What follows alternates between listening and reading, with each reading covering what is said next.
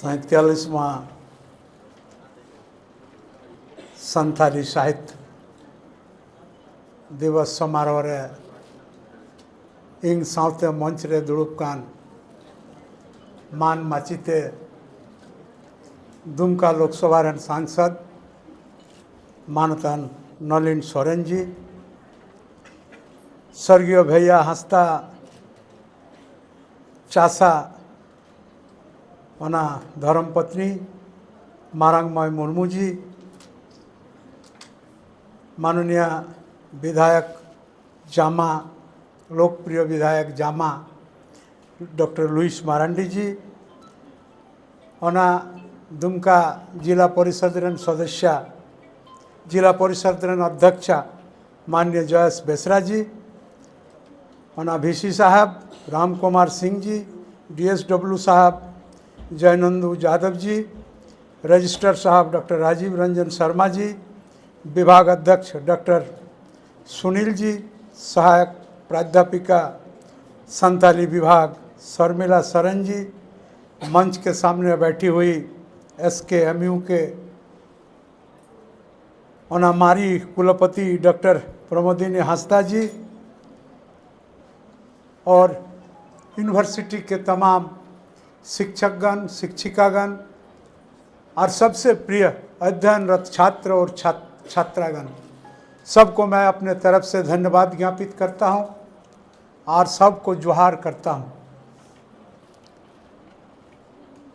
साथ ही एक अच्छे समय में और एक अच्छे विषय पर हम लोग चर्चा करने के लिए इस प्रसाल में उपस्थित हुए हैं, जिसमें संथाल परगना विश्वविद्यालय के तमाम विद्वान व्यक्ति भी उपस्थित हैं, अध्ययनरत छात्र छात्रा भी हैं और भाषा साहित्य के प्रति रुचि रखने वाले ऐसे सामाजिक लोग भी यहाँ पर उपस्थित हैं। हमसे पहले हमारे सांसद महोदय ने भी एक गंभीर विषय की ओर हम लोगों को इशारा करने का काम किया और उद्घोषक महोदय ने भी उस पर अपना आंशिक विचार रखने का भी काम किया कि सही मायने में समय ऐसा हो रहा है कि हम लोग माता पिता बोलने भूल जाते हैं, डैडी मम्मी बोलने में ज़्यादा अपने आप को गौरवान्वित महसूस करते हैं। आप अपने भाषा संस्कृति के बारे में ज्ञान का अर्जन नहीं करते हैं, लेकिन दूसरे भाषा में इतना अध्ययन रखते हैं कि उस भाषा का फ्लुएंसी, उसका स्पीकिंग पावर सब लोगों में है। साथ ही इस विषय पर मेरा एक अपना व्यक्तिगत विचार है कि अगर हम अपना भाषा न बोलें, हम अपना साहित्य का संरक्षण न करें, हम अपना संस्कृति का रक्षा न करें, तो क्या होता है जानते हैं?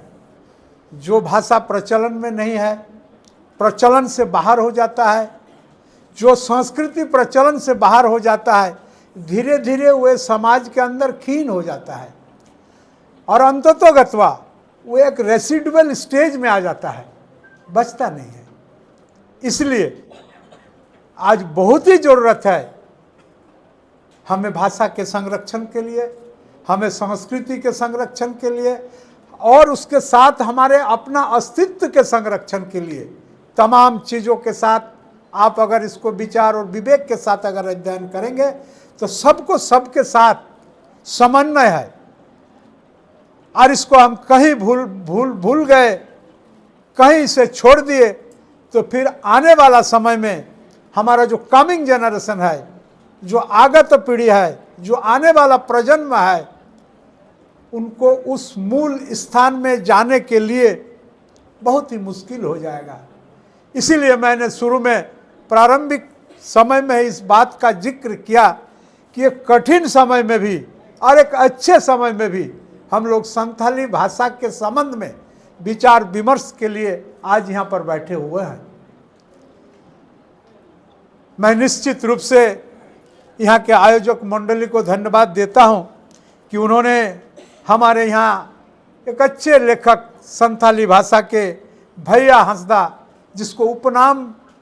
जिसका उपनाम चासा के रूप में जाना जाता है, उनको भी लेखनी को और उन्हें अपने लेखनी के माध्यम से समाज को और देश को और दुनिया को क्या चीज देना चाहे हैं, उस विषय को लेकर के उस विषय को तरोताजा और जिंदा करने के लिए इस कार्यक्रम को रखे हैं। इसलिए मैं यहाँ के आयोजक मंडली को धन्यवाद देता हूँ।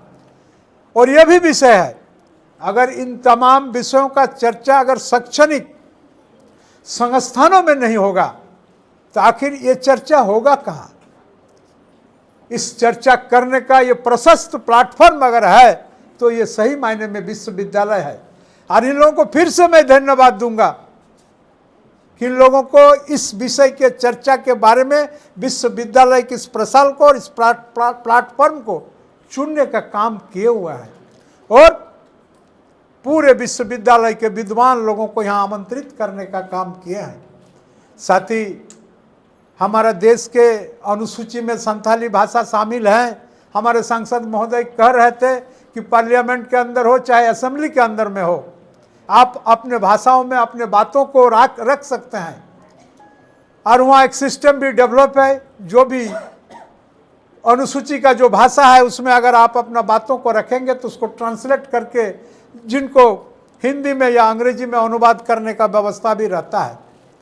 मैं आपको बताना चाहता हूँ, पिछले टेन्योर में जब हम पहले झारखंड विधानसभा के स्पीकर के रूप में अपना कार्यकाल को संभाला तो करीब करीब 8 लोकल लैंग्वेज में, संथाली हो, कुरमाली, मुंडारी, ओराव, 8 भाषा में विधानसभा का जो कार्यावली है, विधानसभा का जो कार्यक्रम होता है, उसको अपने विधानसभा के टीवी के माध्यम से उसको प्रसारित करने का शुरुआत किया। और मैं आपको बता देना चाहता हूं, तमाम वर्गों में इसका जो एक्सेप्टेंस है, इसका जो ग्राह्यता है,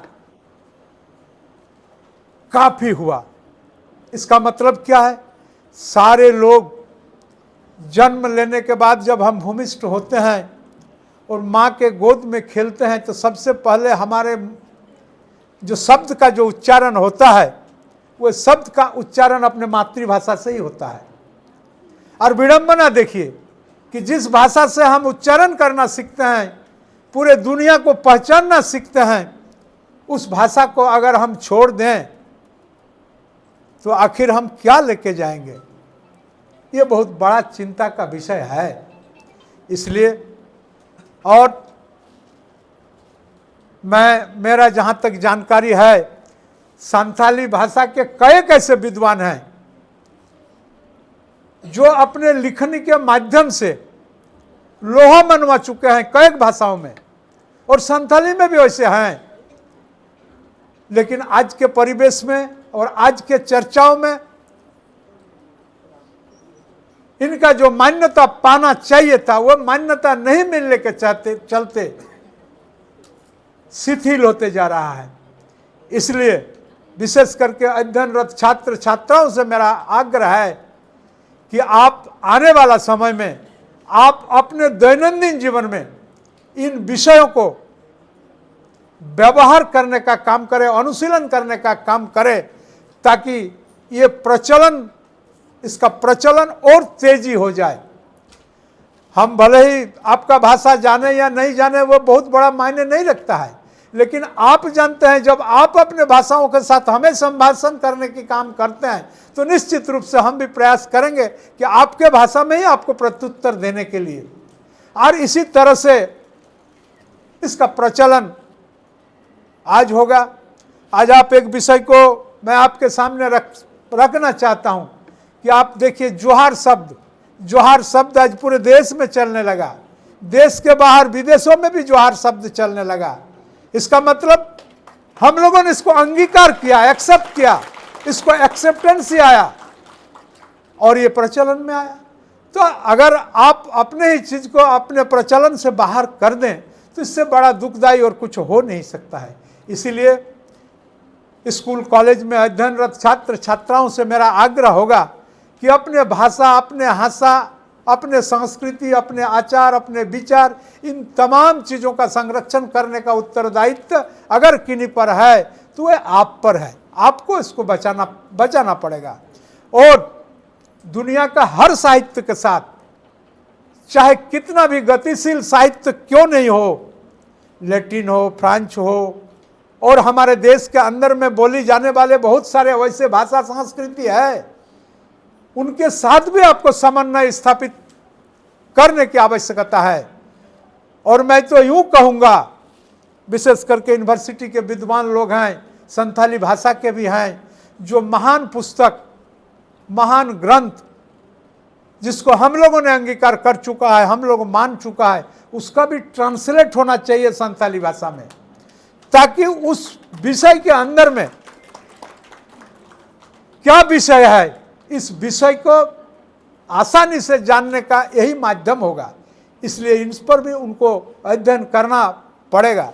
मुझे जहाँ तक जानकारी है, कुछ एक विद्वान लोग हैं जो रामायण, महाभारत, गीतांजलि, कई किताबों को संथाली में अनुवाद करने का काम किया है, और लोग उन तमाम विषय में वर्णित जो ज्ञान है उस ज्ञान का आहरण कर रहे हैं, उस ज्ञान को अर्जन कर रहे हैं, और उनको अपने भाषा में उसको अध्ययन करने में भी सुविधा हो रहा है। इसलिए यह भी होना चाहिए। मैं आपको बताना चाहता हूं, आज के समय में विशेष करके हमारा राज्य में, आप सारे लोग जान ही रहे हैं, ये कल्याणकारी स्टेट है, और कल्याणकारी स्टेट में हम लोग कई अहम कदम ले चुके हैं, जिसमें वैसे व्यक्ति जो समाज के आखिरी पायदान पर खड़े हैं, चाहे शैक्षणिक रूप से, चाहे राजनीतिक रूप से, चाहे आर्थिक रूप से, उन तमाम वर्गों को कैसे हम आगे ले जाएं, उनको दुनिया के हर प्लेटफॉर्म के समानांतर कैसे खड़ा करें, इसके लिए हमारा आदरणीय मुख्यमंत्री जी प्रतिबद्ध हैं। और कई ऐसे चीज जो समाज के अंदर लॉन्च करने का काम किए हुए हैं, इसको भी अध्ययन भी करना चाहिए और आत्मसात भी करना चाहिए। मैं आपको बताना चाहता हूं, जो कल्याणकारी योजना हमारे राज्य सरकार के द्वारा रखा जा रहा है, आप देख रहे हैं, फूलो झानो आशीर्वाद योजना संस्कृति के साथ जुड़ा हुआ है। सीधो कानो चांद भैरव फूलो जानो, आपका मेडिकल कॉलेज का नाम, दुमका मेडिकल कॉलेज का नाम, आबुआ आवास, और ज्यादा कहना नहीं है, आप समझ रहे हैं मैं क्या कहना चाहता हूं। तो हम लोग जिस ओर ले जाना चाहते हैं इस राज्य को, और इस राज्य को देश के समानांतर में चलना हम लोग चाह रहे हैं, इसमें निश्चित रूप से मैं तो चाहूंगा कि आप सारे लोगों का सहयोग हम लोगों के साथ हो। हम लोग हर चीज को इसी तरह से सरकारी सहायता देकर के, सरकारी ताकत देकर के, इन तमाम चीज को एक अच्छे प्लेटफॉर्म पर लाने का प्रयास हम करते हैं। आप यूनिवर्सिटी में अध्ययनरत छात्र छात्रा हैं, आपको पता होगा मारांगोम के पारदेशीय स्कॉलरशिप। बताइए, अब मारांगोम के पारदेशीय स्कॉलरशिप के बारे में हम दूसरे लोगों को अगर पूछेंगे, हमको तो नहीं लगता है कि लोगों को इसके बारे में जानकारी होगा। मारांगोम के नाम से दिए हैं ना, स्कॉलरशिप के बारे में जानते हैं, थोड़ा बहुत सुना होगा कि भाई हेमंत सोरेन जी, माननीय मुख्यमंत्री जी, वैसे विद्यार्थी जो विदेशों के यूनिवर्सिटी में, विदेशों के अच्छे विश्वविद्यालय में पढ़ने के लिए सिलेक्ट हुए हैं, और उनके अभिभावक के पास उनको विदेशों के प्रतिष्ठित विश्वविद्यालय में पढ़ाने का सामर्थ्य नहीं है, आर्थिक सामर्थ्य नहीं है। आदरणीय हेमंत सोरेन जी उनको आर्थिक सामर्थ्य प्रदान करने के लिए एक स्कॉलरशिप दिया है, और उस स्कॉलरशिप का नाम है मारांगोम के पारदेशीय स्कॉलरशिप। तो मैं समझता हूं, इन तमाम विषय के पीछे अगर आप सोचेंगे गहराई से, तो इसके पीछे एक लॉजिक छिपा हुआ है, एक फिलोसफी छिपा हुआ है। और मैंने शुरू में ही कहा, जिस नदी को आप देखिएगा ना, जिसका धारा घट जाता है, जिस नदी का धारा घट जाता है, प्रवाह घट जाता है, प्रवाह क्षीण हो जाता है, तो उसमें देखिएगा श्यावला उत्पन्न हो जाता है, तरह तरह का पेड़ पौधा हो जाता है और उसका प्रवाह को रोक देता है। उसी तरह समाज के अंदर में आपका प्रवाह अगर रुक गया और कहीं डाइवर्ट हो गए तो बड़ा मुश्किल है। इस प्रसंग में 2-1 मिनट समय मैं आपको लेना चाहता हूं। हमारा ही आपने सुना होगा जो ऑरोविल में श्रीमान आश्रम खोल करके रखे हैं ऋषि अरविंद जी, तो उनके पिताजी के दिमाग में भी यही विषय था कि हमारा बेटा बिकम एंग्लोसाइज, बढ़िया अंग्रेजी बोले, बढ़िया अंग्रेजी से पढ़ें, अपने को एंग्लोसाइज बनाएं और आईसीएस के परीक्षा में बैठें और आईसीएस उत्तीर्ण हो। पिताजी की इच्छा पूर्ण करने के लिए उन्होंने यही किया और परीक्षा में भी उत्तीर्ण हुए। चूंकि उस समय हॉर्स राइडिंग एक टेस्ट होता था घोड़ा चढ़ने का, अब अपियर नहीं हुए। बोला ये इतना बड़ा पदाधिकारी होने के चलते अगर घोड़ा में चढ़ना पड़ेगा, बेहतर है नहीं है जाएंगे। उस टेस्ट में वो नहीं गए। नहीं जाने के क्रम में फिर यूनिवर्सिटी योगदान कर लिए। यूनिवर्सिटी योगदान करने के बाद गांधी जी के आंदोलन में भी कूद गए। देश आज़ाद करने के क्रम में पकड़ा भी गए, जेल भी चले गए कलकत्ता के अंदर में। जाने के बाद उनके मन के अंदर में ये भूख था कि आखिर मेरे संस्कृति में कुछ है या नहीं है। जो मेरे पिताजी का प्रबल इच्छा था कि हमको एक एंग्लोसाइज बनाने का, और आज तक उसी रास्ते पे हम चल रहे हैं। तो उन्होंने हमारे इंडियन कल्चर के जितना सारा ग्रंथ था, सारे ग्रंथ का अध्ययन उन्होंने किया जेल के अंदर में। और जेल के अंदर में रहने के बाद उन्होंने निर्णय लिया, देश आज़ादी करने से भी ज़्यादा महत्वपूर्ण है कि यहाँ के लोगों को शैक्षणिक रूप से आज़ाद करना।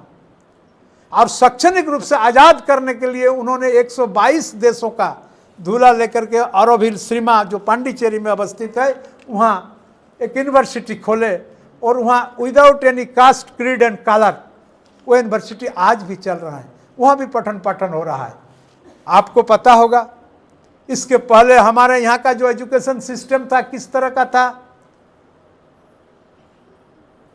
मुस्लिम यूनिवर्सिटी अलीगढ़, हिंदू यूनिवर्सिटी बनारस, और ऐसा स्थिति था उस समय कि एक धर्म और एक वर्ग के लोगों को दूसरे धर्म और दूसरे वर्ग के संस्थान में जाने का इजाजत नहीं था। वैसे परिस्थिति में हमारे कवि गुरु रविंद्रनाथ टैगोर भी शांति निकेतन में एक विश्वविद्यालय खोले। उनका भी वही आइडियोलॉजी था। वहाँ भी संथाली का अच्छा पढ़ाई होता है। हमारे विद्यार्थी लोग लिख के दिया है, संथाली का हमारे फतेहपुर गवर्नमेंट डिग्री कॉलेज में नहीं है, लेकिन शांति निकेतन का ही एक प्रोफेसर है, वहीं से पढ़ के आए हैं, वो संथाली पढ़ाते हैं और बढ़िया प्रोफेसर है, मेरे क्षेत्र के हैं। तो उनके शांति निकेतन में क्या था, बिना जात पात के, बिना भेदभाव के वहाँ अध्ययन करने का सबको इजाज़त दिया गया। और जैसे इजाज़त दिया गया तो सारे लोग फिर पढ़ने के लिए आए। इसके पहले भी अगर आप चले जाएंगे एंशिएंट इरा में, तो लोग कहता था कि सबको पढ़ने का अधिकार भी नहीं था। अब फिर बाद के कालखंड में यानी आज राइट टू एजुकेशन आया, आज सबको पढ़ने का अधिकार है। हम लोग इन तमाम जो बैरिकेडिंग था, शिक्षा को एक जगह में, एक पॉकेट में, एक कोठरी में बंद रखने का, ये बैरिकेडिंग तोड़ करके आज सबके लिए सर्व शिक्षा अभियान और सबके लिए शिक्षा की व्यापकता आज बढ़ा है। और राइट टू एजुकेशन के बारे में सारे लोग हम लोग पढ़ते हैं। कोई फिजिक्स पढ़ते हैं, कोई केमिस्ट्री पढ़ते हैं, कोई भूगोल पढ़ते हैं, कोई इकोनॉमिक्स पढ़ते हैं। जिसको जिसमें प्रवणता है, रुचि है, उस पर भी हम लोग जाते हैं। कोई साहित्य पढ़ते हैं। इस तरह का है। कहने का मतलब इतना बात आप लोगों के बीच रखने के पीछे मेरा एक ही विषय था कि उस समय पठन पाठन के लिए बहुत बाधाएं थी। इसके पहले राजा महाराजा के ज़माने में आप चले जाइएगा तो देखिएगा, राजा महाराजा का बेटा को भी अस्त्र विद्या सीखने के लिए मुनि ऋषियों के आश्रम में जाना पड़ता था, जबकि राजा के पास पर्याप्त सुविधा था। फिर भी मुनि ऋषि के पास ऐसा विद्या का प्रभाव था कि लोग किसी राजा महाराजा के घर में जाकर के उनके विद्यार्थियों को पढ़ाई नहीं पढ़ाते थे, उनके आश्रम में जाना पड़ता था। और आश्रम का जो डिकोरम होता था, उस आश्रम में रह करके उनको अध्ययन करना पड़ता था। एक बात वीसी साहब भी बैठे हुए हैं, बोलना भी प्रासंगिक मैं समझता हूँ। तो उस समय भी ऐसा हुआ करता था, सबको पढ़ने का अधिकार नहीं था। तो आप लोग पता होगा, गुरु दक्षिणा के क्रम में अंगुष्ठ उंगली काट के देना पड़ा था। जब गुरुदेव जब समझ गए कि हम इनको सिखाए नहीं, हमारा प्रतिकृति को रख करके अभ्यास करके इतना बड़ा तीरंदाज सीख लिया, जो कुत्ता के ऊपर उसका प्रयोग किया शब्द भेदी बाण, तो कुत्ता भूखना भी बंद कर दिया। तो बोला ये तो महा मुश्किल हो गया, तो हम राजा महाराजाओं को बेटा कोई शिक्षा दे नहीं पाए, इस जंगल में रहने वाला व्यक्ति कैसे इस विद्या से विभूषित हो गए। तो बोला इस विद्या का अंत ही करना होगा। तो बोला तुम तो सीखा बेटा, लेकिन गुरु दक्षिणा नहीं दिया। तो गुरु दक्षिणा के क्रम में ऐसा चीज मांग लिए जिससे तीर चलाने में दिक्कत होता है, अंगुष्ठ उंगली, ये भी सिस्टम था। यह सब छिपी हुई बात नहीं है। मैं इस विषय को विद्यार्थियों के बीच में देना चाहता हूं कि समय समय पर हम लोगों के ऊपर में भी बहुत सारा अत्याचार हुआ है। चाहे हम फिजिक्स न जाने, केमिस्ट्री न जाने, भाषा न जाने, हम शिक्षित न हो, इस तरह का बहुत तरह का व्यवस्था हुआ है। लेकिन चलिए, आज एक ऐसे दौर पर हम उपस्थित हुए हैं कि आप हर जगह जा सकते हैं। हम डॉक्टर भी बन सकते हैं, इंजीनियर भी बन सकते हैं, साइंटिस्ट भी बन सकते हैं, प्रोफेसर भी बन सकते हैं, जो आपके समक्ष बैठे हुए हैं, सारे चीज़। और आज हमने अपना जो प्रतिभा है, अपना जो टैलेंट है, इसको भी लोहा मनवा चुके हैं। इसमें भी कहीं दो मत नहीं है। इसलिए हमारे विद्यार्थियों को, आप कहीं भी चले जाएं, देश में विदेश में, किसी भी जगह में आप क्यों नहीं अवस्थान करें, कितना बड़ा ऊंचा जगह में चले जाएं, लेकिन एक आग्रह मेरा रहेगा आपसे, जो अपना भाषा, अपना आशा, अपना संस्कृति, इसको कभी नहीं भूलें। इसको संरक्षित करते हुए आगे बढ़ने का काम करें। और चूंकि समय भी बहुत हो गया और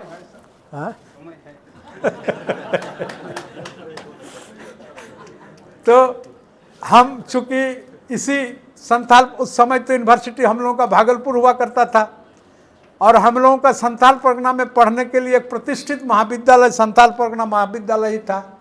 संयोग से हम ही इस महाविद्यालय से हम भी ग्रेजुएशन किए हुए हैं, और इसके बाद फिर आगे का पढ़ने का थोड़ा बहुत मौका हम लोगों को मिला। इसलिए संथाल परगना के हर चीज़ का बारीकी से हम लोग जान रहे हैं। और आज भी एक अच्छा समय हम लोग के समक्ष आया है। उस समय हम लोग एकीकृत बिहार में भी हम लोगों के साथ ऐसा हुआ करता था कि यहाँ पढ़ने के लिए पर्याप्त संस्थाएं नहीं थी, पर्याप्त व्यवस्था नहीं था, हमारा अभिभावक के पास आर्थिक संपन्नता उतना नहीं था। तमाम चीज़ के चलते हम लोग बहुत पीछे चले गए।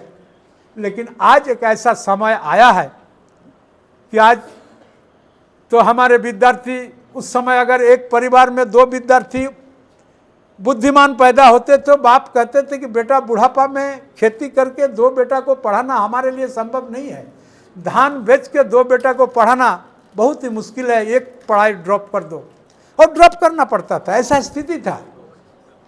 आज हमारे मुख्यमंत्री जी ने बोला सबसे बड़ा एसेट अगर किसी क्षेत्र का होता है तो ये मेधा होता है, इंटेलिजेंसी होता है, जिसको आईक्यू बोलता है, इंटेलिजेंसी क्वोशंट।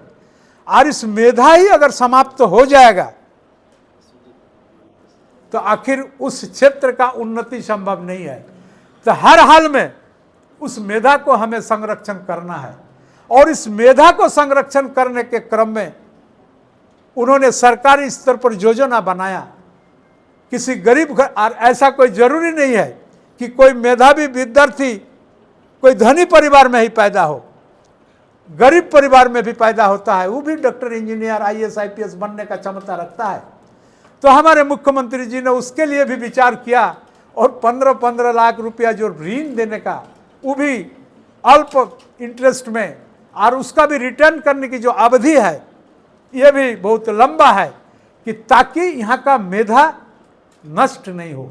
और ये भी बात सही है कि हमारे बहुत सारे वैसे मेधावी लोग हैं जिसको अर्थ के अभाव में कम पढ़ के छोड़ देना पड़ा है, पढ़ने का मौका नहीं मिला है, बढ़िया विद्यालय में, बढ़िया विश्वविद्यालय में जाने का मौका नहीं मिला है, लेकिन वे मेधावी हैं। और इस मेधा को संरक्षित करने के लिए उन्होंने इस योजना को लॉन्च किया। कि आप डॉक्टर बनिए, इंजीनियर बने, 15-15 लाख रुपया लें और बढ़िए। मेरा कहने का मतलब इसमें साफ है कि आज अगर हमारा विद्यार्थी कहीं बहाना बनाए कि हमारे अभिभावक के पास पैसा नहीं है, हम आगे की पढ़ाई कर नहीं सकते हैं, वैसा व्यवस्था नहीं है। आज आपके पीछे पूरा व्यवस्था खड़ा है। आप अगर अध्ययनशील हैं, आप अगर अध्यवसायी हैं, आप अगर पठन पाठन में रुचि रखते हैं, आप अगर आगे बढ़ना चाहते हैं, तो अर्थ आपके लिए बाधा उत्पन्न नहीं कर सकेगा। इसलिए छात्र छात्राओं से मेरा आग्रह है कि निश्चित रूप से ये जो पढ़ने वाला समय है, ये फिर आज हमको पढ़ने के लिए बोलिएगा, भले ही हमारे विद्वान लोग सारे लोग बोलेंगे कि आदमी अंतिम समय तक भी पढ़ाई करते हैं, ज्ञान अर्जन करते हैं, बात सही है, लेकिन एकेडमिक क्वालिफिकेशन को अर्जन करने के लिए एक समय ही होता है। हम BA, BSc, MA, MSc, research, इन तमाम चीज़ एक सीमित समय के अंदर ही करते हैं, और वह समय अगर संरक्षित है, बचा हुआ है, तो आपके पास है। अगर इस समय को आप संरक्षित ढंग से अगर आप काम में लगा दें, तो दुनिया का कोई भी शक्ति नहीं है कि वह आपको पीछे धकेल देगा। और एक यही चीज है अध्ययन, जिसको आप ढंग से अगर आप कर लें, तो दुनिया का कोई शक्ति नहीं है जो आपको पीछे और नीचे दिखाएगा। इसलिए तमाम छात्र छात्रा से मेरा आग्रह है कि आज भी हम लोग हमेशा गाहे बगाहे एक विषय को सुनते आ रहे हैं, हमारे फलाना चीज़ का कमी है, ढेकाना चीज़ का कमी है, फलाना जगह में साइंस का लैब नहीं है, फलाना जगह में लाइब्रेरी नहीं है, फलाना जगह में फलाना नहीं है। हम लोग इसी को अजुहात बनाते हैं, इफ बाट के दायरे में उसको डाल देते हैं।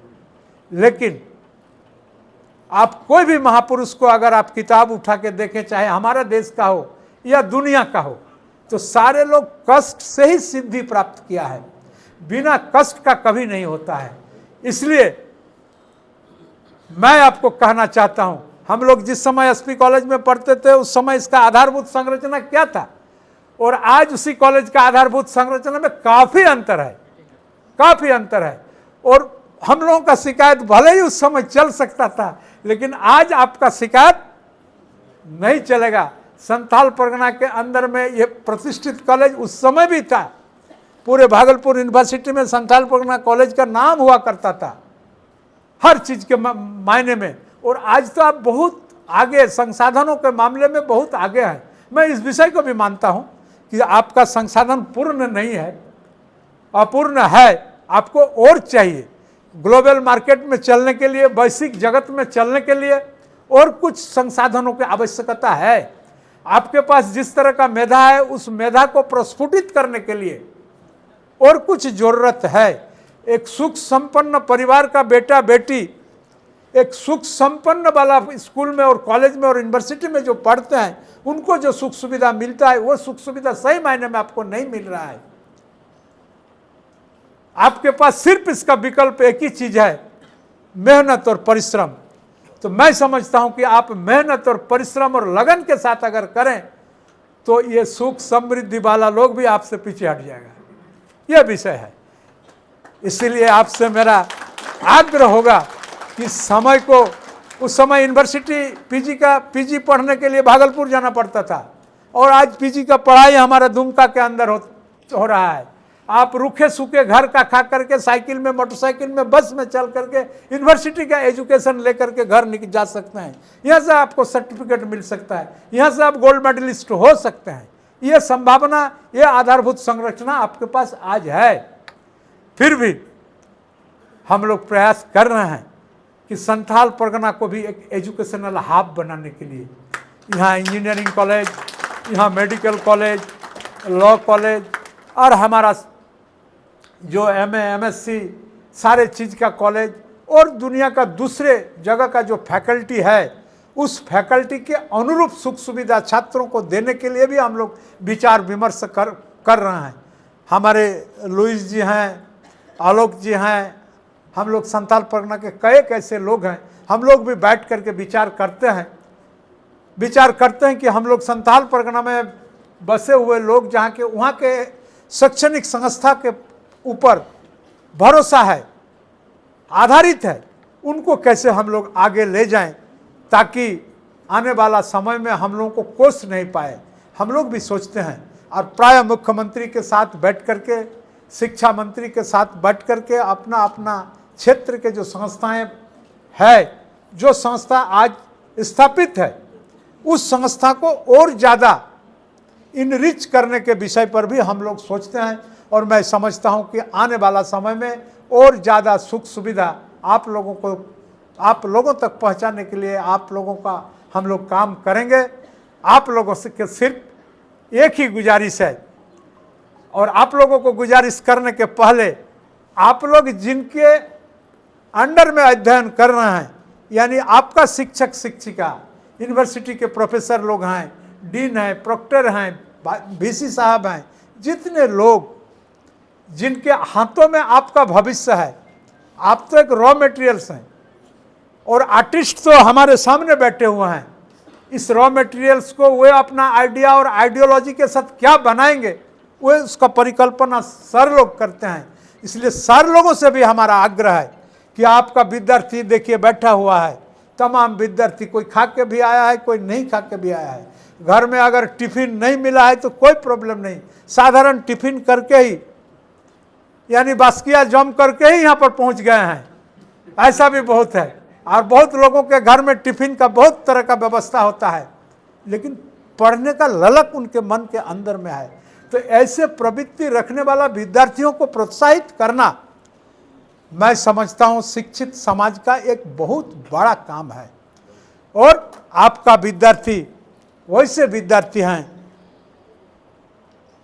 मैं तो कहना चाहता हूँ, जो हमको लगता है कि अगर शिक्षकों का सम्मान अगर कहीं अधिक मिलता है, हम दूसरे जगह को तुलना नहीं कर रहे हैं, लेकिन संथाल परगना का विद्यार्थी कहीं से पीछे नहीं है।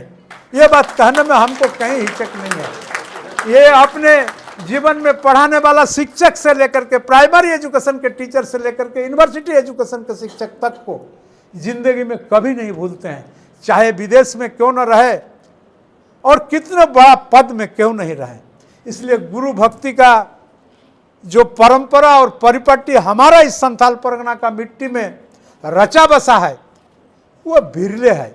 इसलिए मेरा आग्रह है कि आपके सामने ये विद्यार्थी हैं, कभी बोल नहीं पाते हैं, दोबारा पूछ नहीं पाते हैं, आपको अपने गुण से और आपको अपने गरिमा से इन तमाम विद्यार्थियों को पढ़ने का काम करना पड़ेगा।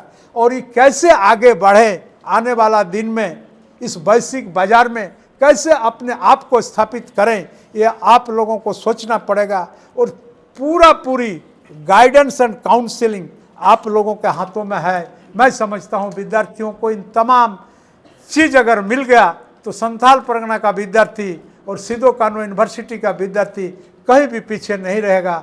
इन्हीं शब्दों के साथ आप तमाम लोगों को जोहार करते हुए अपना बातों को समाप्त करता हूँ। जय हिंद, जय झारखंड, जोहार जन्म दिवस।